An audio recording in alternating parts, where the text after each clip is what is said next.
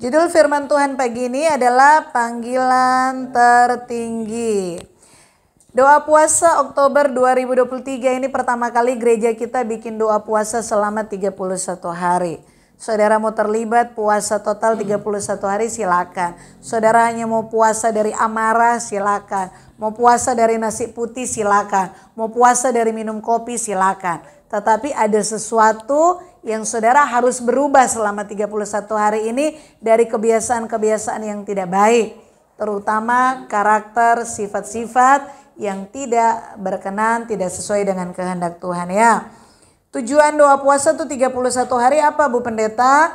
Yang pertama kita mempersiapkan diri kita untuk kekekalan. Bilang amin.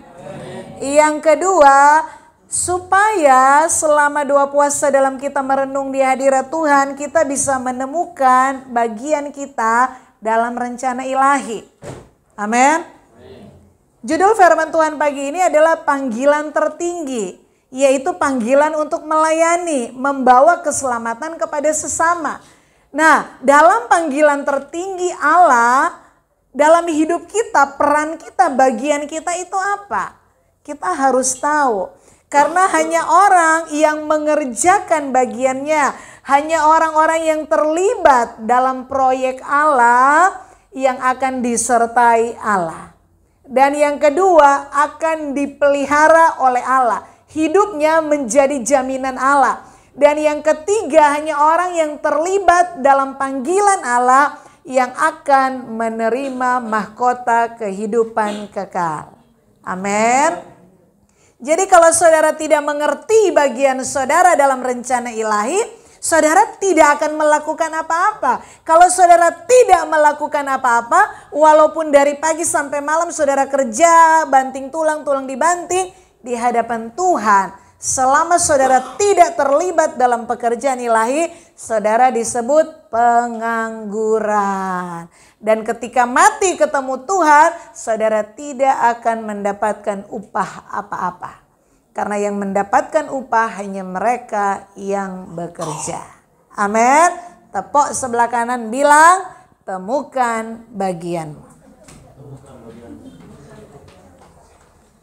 Saudara lihat ada beberapa pertanyaan di depan. Untuk langkah awal bisa menemukan bagian saudara, saudara harus mengerti tujuan hidup saudara. Yang pertama, saudara bisa jawab, mengapa hidup ini diciptakan? Mengapa saya lahir tuh jadi Grace? Kenapa saya tidak lahir jadi monyet? Kenapa saya tidak diciptakan hadir di dunia ini menjadi bunga mawar? Kenapa saya tidak lahir di dunia ini menjadi rumput yang diinjak-injak orang? Kenapa saya menjadi manusia dengan saya seperti ini? Saudara bisa jawab, nggak usah jawab di mulut, jawab di hati aja. Bisa jawab pertanyaan nomor 1, mengapa hidup ini diciptakan? Mengapa saya diciptakan sebagai manusia yang bernama ini?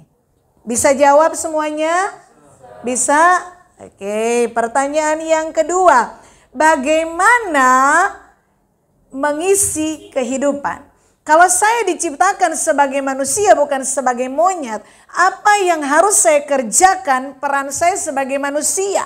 Apa yang harus saya kerjakan peran saya sebagai Imelda Grace Lydia Sendel? Saudara bisa menemukan jawaban untuk hidup saudara di poin nomor 2 ini?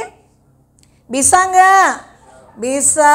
Kalau bisa lanjut nomor 3. Kemana akhir dari hidup ini? Bisa jawab yang ketiga? Bisa jawab? Pintar-pintar nomor 1 bisa jawab, nomor 2 bisa jawab, nomor 3 bisa jawab. Kalau saudara bisa jawab nomor 1, 2, dan 3 artinya saudara tahu tujuan hidupmu. Amin. Saudara tidak hanya penuhi bumi, tidak hanya sekedar mengalir, tetapi saudara tahu tujuan hidup saudara. Mengapa kita diciptakan? Karena itu kehendak Allah, itu hak prerogatifnya Tuhan. Kenapa saya jadi manusia bukan jadi tumbuhan? Kenapa saya jadi manusia bukan jadi hewan? Itu hak prerogatifnya Tuhan dan itu satu kehormatan. Karena Tuhan mau menjadikan kita mitra kerjanya. Amin. Yang ketiga, kemana akhir hidup kita? Kekekalan. Masalahnya kekekalan tuh ada dua. Ada sorga kekal, ada neraka kekal. Jadi pertanyaan nomor 1 udah bisa dijawab dengan mudah. Pertanyaan nomor 3 bisa dijawab. Yang akan kita bahas pagi ini pertanyaan nomor 2. Bagaimana mengisi kehidupan kita? Kita diciptakan sebagai manusia. Sebagai saya, individu pribadi saya sekarang, Imelda Grace Lydia, apa yang harus saya kerjakan? Supaya jaminan penyertaan Tuhan, jaminan pemeliharaan Tuhan atas hidup saya, itu saya terima. Dan yang kedua, saya berhak mendapatkan mahkota di dalam kehidupan kekal. Amin. Oke. Bagaimana mengisi kehidupan? Yaitu dengan cara temukan bagianmu dalam rencana ilahi. Kita baca sama-sama 1, 2, 3. Tidak terlibat dalam pekerjaan ilahi di hadapan Tuhan nganggur. Jadi biar saudara keluar rumah jam 6 pagi pulang jam 6 sore. Biar seharian saudara punya jam kerja 8 jam, 10 jam, 12 jam kalau lembur. Peluang sampai capek-capek, sampai keringatan. Kalau itu tidak pekerjaan Tuhan, tidak mempermuliakan Tuhan, tidak membawa keselamatan untuk sesama, di hadapan Tuhan kamu pengangguran. Dan kamu tidak akan pernah mendapatkan upah di kekekalan. Amin. Gak usah lihat tetangga, lihat diri. Aku sibuk selama ini hanya untuk diriku, hanya untuk mengejar mimpiku, atau aku sedang menjawab panggilan tertinggi, melayani Tuhan, membawa keselamatan untuk sesama. Amin. Hidup ini sementara loh saudara, cuma 70-80 tahun, kalau sampai di situ terbatas. Makanya pagi ini saya mau buka mata kita semua supaya kita sadar ada bagian kita. Hidup bukan hanya tentang diri kita sendiri. Hidup ini bukan hanya sekedar mengejar apa yang menjadi mimpi kita, tetapi ada Allah yang menciptakan kita. Dan ketika kita dijadikan jadi seorang manusia, Allah mau melibatkan kita dalam rencana ilahinya. Amin. Bagian kita apa? Temukan rencana ilahi di dalam hidup kita. Bagian kita apa? Peran kita apa? Dan kerjakan itu. Amin. Oke, kita mau belajar dari kisah Yunus. Mari kita buka Yunus pasal yang pertama. Saudara sudah tahu kisah Yunus? Yunus pasal yang pertama, nanti saudara baca ayat 1 sampai 17.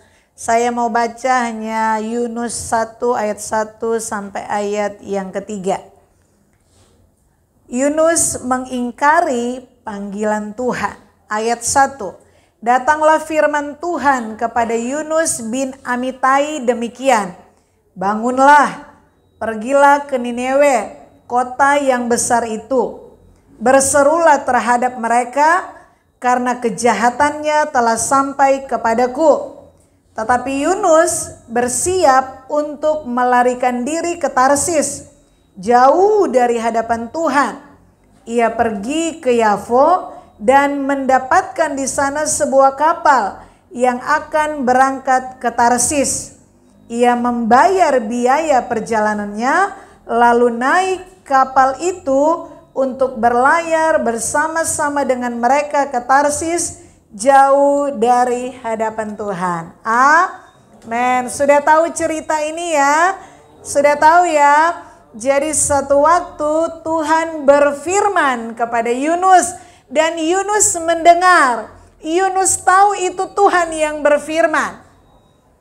Isi firman Tuhan adalah memerintahkan, menyuruh Yunus untuk pergi ke Niniwe. Itu satu kota yang besar. Tugas Yunus apa? Serukan pertobatan supaya mereka bertobat dan mereka diselamatkan. Ayat-ayat yang kita baca ketika Yunus tahu Tuhan berfirman, ketika Yunus sudah mendengar isi firman Tuhan, apa yang Yunus lakukan?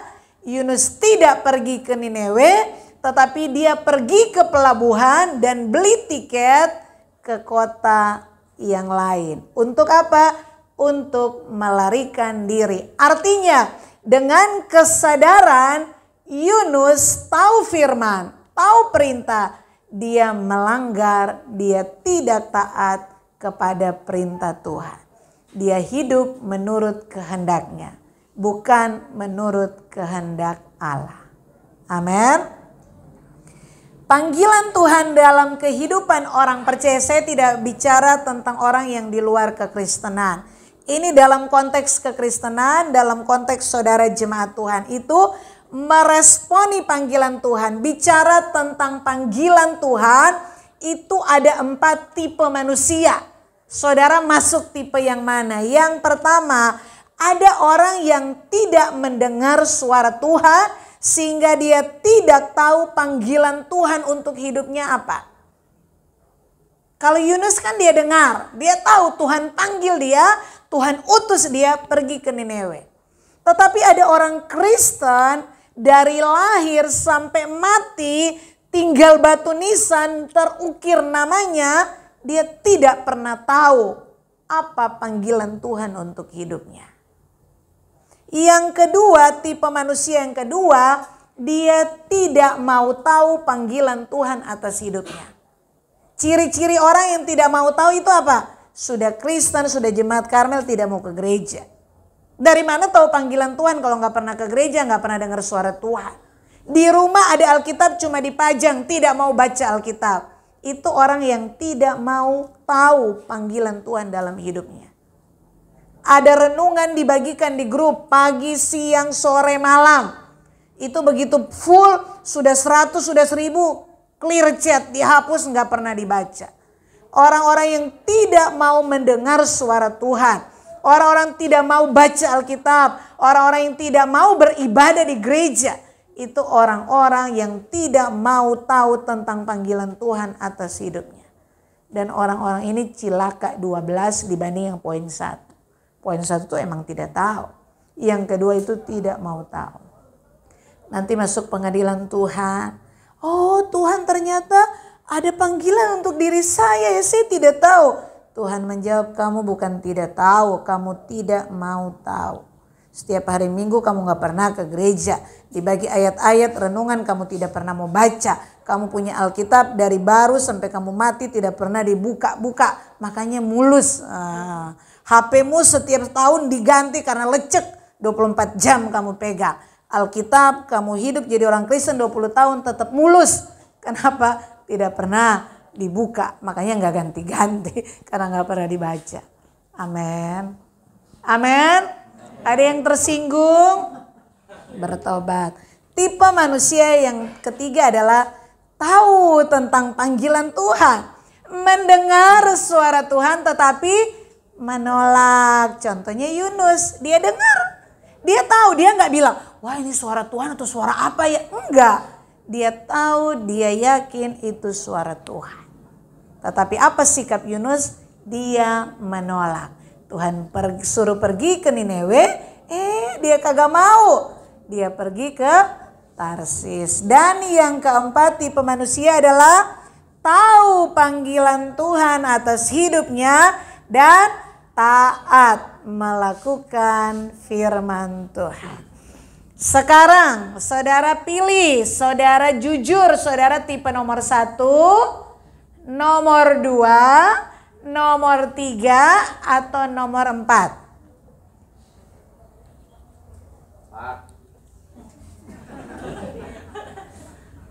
Sudah bisa tahu nomor saudara ada di nomor berapa? Sudah tahu nomor saudara ada di mana? Sudah tahu? Oke. Tujuan kita ada di poin 4. Kita bukan hanya tahu panggilan Tuhan, tetapi kita mau hidup di dalam panggilan itu. Satu contoh yang sangat terkenal, Abraham. Dia mendengar suara Tuhan, dia mendengar panggilan Tuhan, dan dia menghidupi panggilannya. Apa yang terjadi? Dia menjadi bapa orang beriman. Bukan hanya dia diberkati, sampai anak cucu keturunannya diberkati oleh Tuhan. Kalau saudara mengerti panggilan Tuhan atas hidupmu, kalau saudara menghidupi panggilan Tuhan, taat melakukan, anak cucumu dijamin dalam pemeliharaan Allah. Kenapa? Karena anak cucumu melihat pola hidupmu yang melakukan kehendak Allah. Gak usah kejar-kejar berkat, berkat akan menyertai hidup. Bahkan Tuhan menyertai hidupmu sampai kesudahan zaman. Amin. Lihat sebelah kiri, mau diberkati? Amin. Efesus pasal yang kedua ayat yang ke-10 kita baca 1, 2, 3. Karena kita ini buatan Allah, diciptakan dalam Kristus Yesus untuk melakukan pekerjaan baik yang dipersiapkan Allah sebelumnya. Ia mau supaya kita hidup di dalamnya. Amin. Setiap kita yang terlahir jadi manusia, setiap saudara yang lahir jadi jemaat Karmel hari ini, Allah punya pekerjaan untuk saudara. Amin. Amin. Allah punya pekerjaan untuk saudara yang harus saudara selesaikan. Selama saudara hidup, selama saudara jadi jemaat Karmel, selama saudara menumpang di dunia ini. Amin. Pertanyaan, sudah tahu bagian saudara apa? Sudah menemukan pekerjaan Tuhan dalam hidupmu apa? Sudah tahu enggak? Untuk Karmel, sebagai anggota gereja Karmel, sudah tahu untuk apa saudara jadi jemaat Karmel? Sudah melakukan peran saudara? Sudah lakukan bagian saudara? Amin. Amin. Kalau belum menemukan, ikut doa puasa 31 hari. Gak usah tutup malam-malam, lanjut aja. Amin saudara.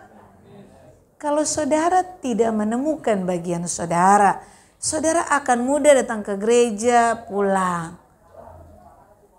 Tetapi kalau saudara tahu peran saudara, saudara datang ke gereja, saudara punya hati di gereja ini. Karena saudara punya tanggung jawab. Ada bagian saya. Saudara gak melayani saya loh. Saya gak bisa kasih apa-apa kepada saudara. Saudara melakukan pun kadang saya gak ngucapin terima kasih. Tetapi ada Tuhan di atas segala Tuhan yang menempatkan saudara di tempat ini. Yang mau gereja ini berkembang, ada peran saudara di dalamnya. Amin. Saya berdoa supaya saudara yang pindah gereja sana, pindah gereja akhirnya muncul di Karmel, ini jadi rumah terakhir saudara. Di sini saudara dibentuk, di sini saudara diubahkan, di sini saudara menjadi dewasa, di sini saudara mendengar panggilan Tuhan, dan di sini saudara mengerjakan panggilan Tuhan lewat hidup. Amin. Amin. Gak usah pindah ke sana, pindah ke sini lagi. Semua gereja tidak ada yang sempurna. Saudara masuk gereja yang sempurna pun kalau kamu biang kerok itu jadi gak sempurna karena kehadiran saudara. Jadi di sini ayo sama-sama kita berbenah. Ini jadikan rumah terakhir saya. Amin. Kecuali yang sudah niat kalau sudah tua pensiun mau pulang kampung ya silakan. Tapi jangan pindah gereja karena kecewa, di sini anti kecewa semua. Amin. 2 Timotius 2 ayat 20 sampai 21 kita baca ayat ini bersama-sama. Jadi Efesus 2 ayat 10 sudah tahu ya, setiap kita ada pekerjaan baik. Setiap kita harus bekerja. Karena Allah hanya memberi upah kepada mereka yang bekerja. Amin. Saudara sudah tahu saudara punya pekerjaan yang Tuhan sudah siapkan.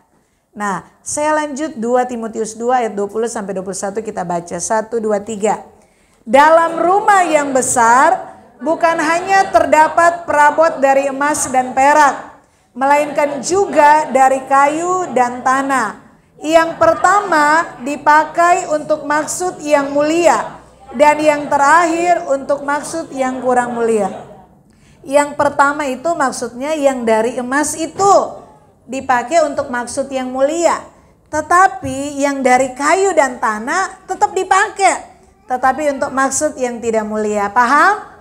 Oke, lanjut ayat 21. Jika seorang menyucikan dirinya dari hal-hal yang jahat, ia akan menjadi perabot rumah untuk maksud yang mulia.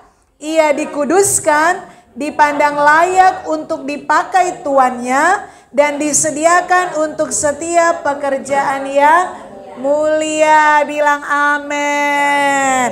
Efesus 2 ayat 10, setiap kita ada pekerjaan baik yang harus diselesaikan. Amin.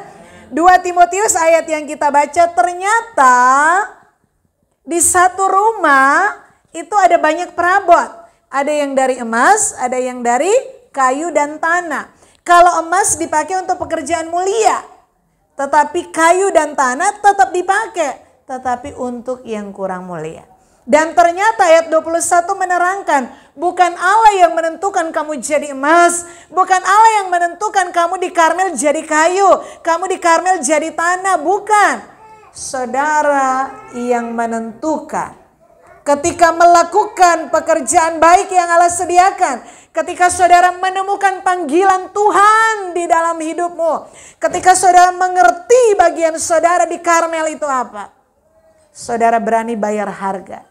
Hidup kudus, menjauhkan diri dari hal yang jahat, yang najis, kamu dipersiapkan menjadi perabot dari emas yang mulia. Amin. Amin. Jadi WL itu bukan sekedar menyanyi karena bisa suara bagus. Saya ikut konferensi kemarin, disampaikan di gereja-gereja yang besar, untuk bisa jadi WL, untuk bisa jadi singers, itu ada persyaratan. Itu ada timbangan. Itu timbangan tidak boleh lewat dari yang sudah ditargetkan. Makanya saudara-saudara lihat itu praise and worship gereja-gereja, itu bodinya aduhai. Gak boleh sembarang.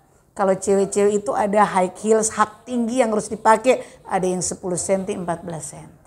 Supaya apa? Supaya menarik. Saya tidak menghakimi, tetapi pembicara berkata, gereja kalau sudah kehilangan hadirat Tuhan, dia akan memakai hal-hal lahiriah untuk menarik jemaat datang ke gereja itu. Saya bicara dengan anak saya tahu gereja itu penting, makanya beli laptop baru. Saya tahu pujian penyembahan itu mempengaruhi emosi saudara yang belum dewasa. Makanya kalau pindah, kita persiapkan kebenaran-kebenaran sejati ditanamkan, tetapi yang mengguncangkan emosi saudara itu dipersiapkan dengan baik. Kenapa kita puasa 31 hari? Itu persiapan. Bukan hanya sekedar karena gedung gereja kita butuh nana, bukan. Tuhan akan mencukupi kalau itu maunya Tuhan. Yang paling utama yang gak bisa Tuhan kerjakan, mengubah hati kita, mengubah karakter kita. Membawa kita menjadi perabot yang mulia itu bukan bagian Tuhan. Kita yang harus berani bayar harga. Hidup tidak bercacat celah, punya karakter yang baik. Sehingga ketika saudara mengambil bagian dalam pelayanan, saudara baru berdiri, urapanmu tuh udah berasa. Ada orang udah ngoceh kiri kanan, kering. Kalau saudara tinggal di hadirat Tuhan, saudara bisa rasa. Ini pelayan Tuhan benar enggak? Ini pelayan Tuhan hidup dalam hadirat Tuhan enggak? Amin saudara. Ayo kita berbenah. Jangan bilang saya enggak naik mimbar Bu Pendeta. Siapapun saudara ada pekerjaan baik. Saudara mau jadi mulia atau menjadi pekerja perabot yang biasa, itu pilihan saudara. Amin. Amin saudara. Oke. Jangan jual panggilan Tuhan hanya demi semangkok kacang merah. Kadang-kadang orang sudah mengerti Efesus 2 ayat 10. Saya sudah tahu ada bagian saya di Karmel. Oh saya bagian besuk-besuk. Oh saya bagian memberi-memberi. Oh saya bagian atur-atur kabel. Oh saya bagian praise and worship. Oh saya bagian musik. Oh saya bagian pendoa. Oh saya bagian ini sudah tahu. Tetapi tidak mengerjakan, atau kalau mengerjakan hanya sekedarnya. Kenapa?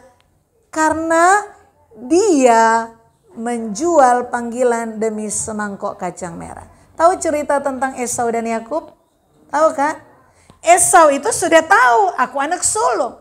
Aku punya hak warisan kesulungan. Anak sulung itu mendapat 2/3. Lebih banyak daripada adik-adiknya. Dia tahu haknya dia. Tetapi ketika dia pulang dari berburu lapar, dia mencium bau aroma kacang merah, nafsunya keluar. Dan apa yang dia lakukan? Adiknya berkata, oke abang aku kasih sama kamu. Tetapi tukar ya. Dia tidak berpikir tentang ke depan. Dia hanya berpikir hari itu aku lapar. Dan dia menjual semangkok kacang merah dengan hal kesulungan. Dan ternyata di dalam gereja hari-hari ini ada banyak orang Kristen yang sudah tahu panggilan Tuhan, tetapi menjual dengan semangkok kacang merah. Semangkok kacang merah dalam hidup kita sekarang itu apa, Bu Pendeta? Keinginan daging, keinginan mata, keangkuhan hidup. Ada banyak orang gak mau gereja, kenapa? Aduh sibuk Bu Pendeta, gak ada waktu, lembur. Ada banyak orang tahu panggilan Tuhan tetapi tidak mau menjadi perabot yang mulia, perabot emas. Gak berani bayar harga menguduskan, menyucikan diri. Kenapa? Karena keinginan daging. Aduh Bu Pendeta, aku tahu sih aku punya talenta itu. Aduh tapi masih dosa-dosa dikit lah. Tidak mau serius mengerjakan panggilannya. Paham? Dan kesombongan, keangkuhan hidup itu seringkali membuat kita tahu panggilan Tuhan tetapi kita tidak bisa maksimal mencapainya. Amin. Paham sampai sini? Demi semangkok kacang merah. Hanya kesombongan hari ini supaya dipuji orang hari ini, saudara lupa ada upah di kekekalan yang Tuhan sudah sediakan. Dan itu gak bisa diganggu gugat oleh siapapun. Asalkan kita bisa sampai di ujung sana. Hanya karena keinginan daging, kepuasan sesaat beberapa menit, orang berani menjual panggilannya. Dan akhirnya ketika masuk pengadilan Tuhan, aku kan sudah bernubuat demi namamu. Tuhan, aku kan sudah mengusir setan demi namamu. Yesus berkata apa? Enyah dari hadapanku karena aku tidak mengenal kamu. Amin saudara. Paham sampai sini? Panggilan tertinggi seorang anak manusia adalah ketika ia terlibat dalam rencana ilahi, yaitu mengambil bagian dalam pelayanan pekerjaan Tuhan. Pelayanan itu bukan sekadar melayani bekerja. Melayani Tuhan artinya membawa keselamatan kepada sesama. Perenungan. Apa bagianmu? Apa peranmu? Apa yang sudah kamu lakukan untuk Tuhan sebagai bukti pelayananmu yang kamu tunjukkan, yang kamu kerjakan melalui gereja ini? Amin. Saudara tahu saudara ada di gereja, saudara tahu saudara ada di gereja Karmel itu tidak kebetulan? Ada enggak ya? Wah, aku ini orang NTT asli. Nanti kalau aku sudah besar, aku mau pergi ke Bali, aku mau merantau, aku mau masuk GSJ Karmel. Ada yang pernah punya rencana begitu? Yang dulu dari NTT, yang dulu dari Malang, yang dulu dari mana? Pernah punya rencana nanti mau jadi jemaat Karmel? Saudara yang lahir di Bali aja tidak pernah rancangan dari kecil nanti kalau aku jadi Kristen aku jadi jemaat Karmel. Satu hal yang saya mau katakan. Saudara lahir, saudara hadir menjadi jemaat Karmel itu tidak kebetulan. Amin. Itu panggilan Tuhan. Entah karena saudara kecewa di gereja yang lalu, entah karena saudara keliling-keliling adanya Karmel, apapun alasannya. Yang saya mau katakan ketika saudara hadir di sini, punyalah satu komitmen, ini rumah terakhir saya. Dan yang kedua yang paling utama, temukan peranmu. Temukan bagianmu di gereja ini. Dan lakukan bagian saudara. Karena gereja ini bisa jadi besar itu bukan hanya saya. Tetapi peran karena kita satu tubuh. Lakukan sekecil apapun pelayanan saudara. Kalau hidupmu menjaga kekudusan dan kesucian, kamu jadi perabot emas di hadapan Tuhan. Bukan yang tampil-tampil, bukan. Tetapi orang yang menguduskan dirinya. Yang tidak bercela, tidak bercacat. Dia akan menjadi perabot dari emas. Amin. Tetapi yang saya mau persiapkan untuk diri saya, untuk saudara. Yaitu hidup kita. Karena bukan hanya bicara gedung mewah, gedung bagus, gedung nyaman. Jangankan tunggu mati, gempa aja hancur semua kita bisa bangun seperti ini. Ada duit bisa bangun, tapi gempa bisa hancur dalam beberapa detik. Tetapi yang saya mau persiapkan karakter kita, hidup kita, bukan hanya pelayan-pelayan, seluruh jemaat Tuhan. Kita punya peran, kita punya bagian dalam pekerjaan Tuhan. Dan hanya orang yang mau bekerja yang akan mendapatkan upah. Dan apakah saudara menjadi perabot yang mulia dari emas? Itu pilihan saudara. Jaga kekudusan itu, jaga kesucian. Bukan waktunya main-main lagi dengan dosa. Bukan waktunya hanya memikirkan diri sendiri, rancangan masa depanku apa. Bukan. Kalau kamu menemukan bagianmu dalam rencana ilahi, kalau kamu terlibat dalam pekerjaan Tuhan, kalau hidupmu memberitakan keselamatan kepada sesama, hidupmu ada dalam genggaman Tuhan. Tuhan menjamin kebutuhanmu, keluargamu diberkati, pekerjaanmu semua diberkati. Bahkan di kekekalan Tuhan menyediakan upah untuk saya dan saudara. Amin. Itu yang kita persiapkan. Itu menjadi pesan firman Tuhan. Ada panggilan tertinggi dalam hidup saudara masing-masing. Temukan bagianmu, temukan peranmu, dan kerjakan itu selama engkau masih diberi kesempatan untuk hidup. Amin. Tuhan memberkati, mari kita bangkit berdiri.